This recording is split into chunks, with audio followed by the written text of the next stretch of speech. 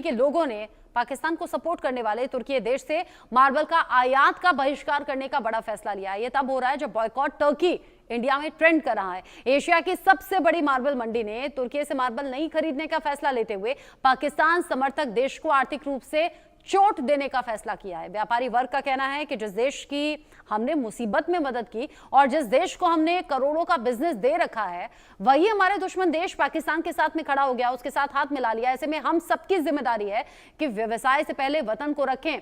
उदयपुर से मेरे सहयोगी अभिषेक जोशी की ये खास रिपोर्ट देखिए। कंधों से मिलते हैं कंधे, कदमों से कदम मिलते हैं, हम चलते हैं जब ऐसे तो दिल दुश्मन के हिलते हैं। इन गीत की पंक्तियों को उदयपुर की मार्बल मंडी ने, मार्बल प्रोसेसर समिति ने सार्थक कर दिखाया है। इनका व्यवसाय भले ही पत्थरों का हो, लेकिन दिल में हिंदुस्तान बसता है। उदयपुर की मार्बल प्रोसेसर समिति ने तुर्की से आयात होने वाले मार्बल का बहिष्कार किया है और भारत सरकार से ये गुजारिश की है कि तुर्की से तमाम रिश्ते खत्म कर दिए जाए। आर्थिक रूप से भी जितना भी व्यवसाय आयात या निर्यात तुर्की से भारत देश में होता है, उस पर लगाम लगा दी जाए। हमारे साथ मार्बल प्रोसेसर समिति के कुछ लोग हैं, हम उनसे बात करेंगे। भारत पाकिस्तान का युद्ध जिस तरह से अभी चरम पर है और तुर्की ने जिस तरह से पाकिस्तान को समर्थन दिया है, उसके बाद देश भर में तुर्की के खिलाफ बहिष्कार शुरू हो गया। सबसे पहला बहिष्कार आपकी तरफ से किया गया था, क्या जरूरत आन पड़ी थी और क्या नहीं सोचा था कि व्यापार में किसी तरह की परेशानी आएगी या आगे बढ़ने में प्रॉब्लम हो सकती है? देश की परेशानी से ज़्यादा कोई भी परेशानी नहीं हो सकती है। अगर हमारे देश का कोई दुश्मन है तो हमारा दुश्मन है।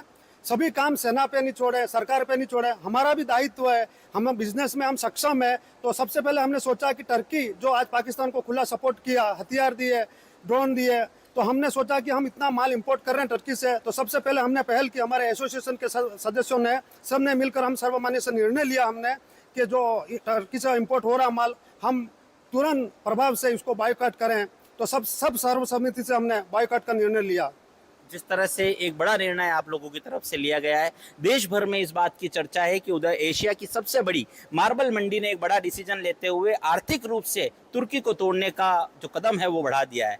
किस तरह का नुकसान तुर्की को अपने इस डिसीजन के बाद होने वाला है? देश के नुकसान से बड़ा कोई भी नुकसान नहीं है। और टर्की का माल का अल्टरनेटिव हमारे खुद के देश में इतने खनिज भंडार है कि उसको टर्की से नहीं भी आएगा, उससे कोई भी फर्क नहीं पड़ना है। इसके अलावा दूसरी कंट्री भी हमारे पास, इटली है, ग्रीस है, वियतनाम है, दूसरी कंट्रियों के भी माल के ऑप्शन है हमारे पास। और हमारे यहाँ खुद का माल इतना है कि हम खुद एक्सपोर्ट करते हैं और हमारे डोमेस्टिक मार्केट में भी हम सप्लाई कर सकते हैं। तो इससे कोई टर्की का माल नहीं भी आएगा, उससे कोई फर्क नहीं पड़ना है। जी बिल्कुल।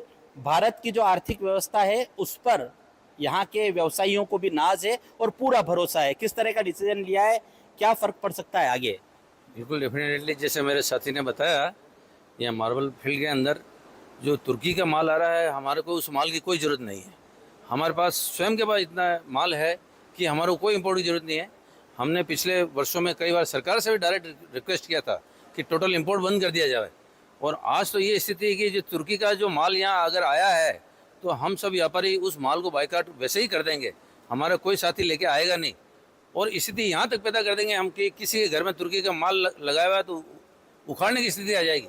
इस तुर्की को, जो कि एक दुश्मन देश हो गया आज की तारीख में अपना, हिंदुस्तान ने उसको पूरी मदद करी थी, मोदी सरकार ने उसको पूरी, उसके जब भूकंप वगैरह आया था आपने पूरी आर्थिक सहायता दी थी, सब मदद करी थी।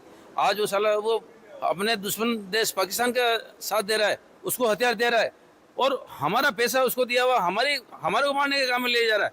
उसका माल जितना भी जो ग्रेनेड और मार्बल जो आया हुआ है, हम साला ज़मीन से उड़ा देंगे माल, उसको घुटनों के बल ला देंगे। हम कोई राणा प्रताप की संतान है साहब। और जो मोदी जी जो रोल कर रहे हैं, हम पूरे व्यापारी लोग और इंडस्ट्री वाले लोग एज ए भामाशाह उनको पूरा सपोर्ट करेंगे। ये नहीं कि अकेला मोदी जी अकेले पड़ गए, हम हमारा खुद का दायित्व है कि हम खुद आगे बढ़ के कुछ काम करें। सारा काम मोदी जी करेंगे तो कोई ठेका उन्होंने नहीं लिया है। तो मैं केवल मार्बल वाले ही सपोर्ट कर रहे हैं मोदी जी को, ऐसा नहीं है। ये हम लोग देश को सपोर्ट कर रहे हैं। और हमको जैसा मालूम पड़ा है तुर्की से और भी जो चीज़ इंपोर्ट हो रही है वो दूसरे एसोसिएशन लोग भी उसको बंद कर रहे हैं। तो हमारा दायित्व सबसे पहले बनता है कि जो उदयपुर में जो फर्स्ट चीज़ हमारे यहाँ है हम उसको बंद करेंगे पहले। हमारे यहाँ से काफ़ी लोग तुर्की रोज़ विजिट पे जाते हैं, यहाँ पे हमारे व्यापारी विजिट पे जाते हैं, उसकी टूरिज्म में हम उसकी कमर तोड़ देंगे। आज के बाद कोई भी दुश्मन देश हमारी तरफ इस तरह के हमारे दुश्मन देश को मदद करने की औकात करेगा, उसको हम ये हर्ष करेंगे। बिल्कुल एक बड़ा संदेश है कि जब कोई भारत के दुश्मन देश की मदद करने की कोशिश करेगा तो उसकी आर्थिक स्थिति को तोड़ दिया जाएगा। व्यापारियों ने बड़ा डिसीजन लिया है। मेवाड़ की धरा, महाराणा प्रताप की भूमि से एक बड़ा डिसीजन यहाँ पर लिया गया है।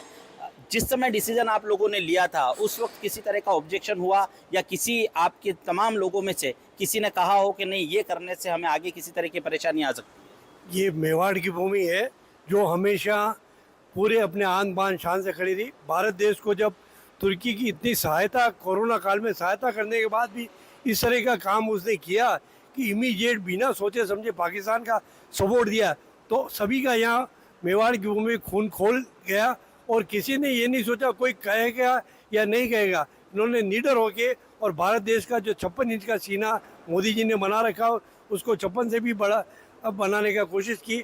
इवन चाहे ट्रम्प हो चाहे कोई हो, सबको हिला के रख दिया इस मेवाड़ की दाना ने तुर्की से संबंध तोड़ के। तो तुर्की खुद अपने आप में हिल गया है, वो खुद अब घबरा रहा है कि मेरा क्या होगा। एक बड़ा डिसीजन सच में यहाँ पर लिया गया है। जिस तरह से एक बड़ा डिसीजन लिया गया है उसके बाद से पूरे देश में उदयपुर की चर्चा है। उदयपुर की मार्बल प्रोसेसर समिति की पूरे देश में चर्चा हो रही है। आने वाले समय में स्थितियाँ अगर नॉर्मल होती है तो क्या फिर से उस पटरी पर लौटने का डिसीजन पहले से मानस बना रखा है या उसको भी पहले समिति में प्रस्ताव पास करने के बाद आगे डिसीजन लिया जाए? जी बिल्कुल, मेरा नाम ऋषि कटार है, मैं उदयपुर मार्बल प्रोसेसर समिति का जॉइंट सेक्रेटरी हूँ। एक चीज़ जो हम आपको बताना चाहते हैं वो ये है कि आतंकवाद और व्यापार ये दोनों चीज़ कभी भी साथ में नहीं चल सकती। जिस जगह आतंकवाद हो रहा है, हमारा ही पैसा हमारे ही खिलाफ इस्तेमाल किया जा रहा है, वो किसी भी हालत में सहा नहीं जाएगा। ये जो आपने कहा कि हम आज की तारीख में हम ये सोच भी नहीं रहे हैं कि हम कब वापस से चालू करेंगे।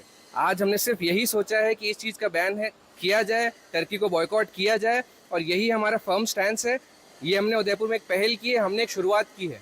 आज तो सिर्फ ये एक शुरुआत है, ये पूरे देश भर में गूंजेगी, ये पूरे विश्व भर में गूंजेगी। ये आवाज़ जब पहुंचेगी सब तक कि जो हमारे देश के खिलाफ खड़ा रहेगा उसको हम आर्थिक हार्म पहुंचा सकते हैं। खाली ये हमारे प्रधानमंत्री या सेना का ही नहीं बल्कि हम हर एक नागरिक का फ़र्ज़ है और हम हर चीज़ को निभाते हुए हम ये बिल्कुल करेंगे। आज हम बिल्कुल भी नहीं सोच रहे कि हम इसे कब शुरू करेंगे या क्या करेंगे। वो सब जो भी फैसले होंगे वो हम संयुक्त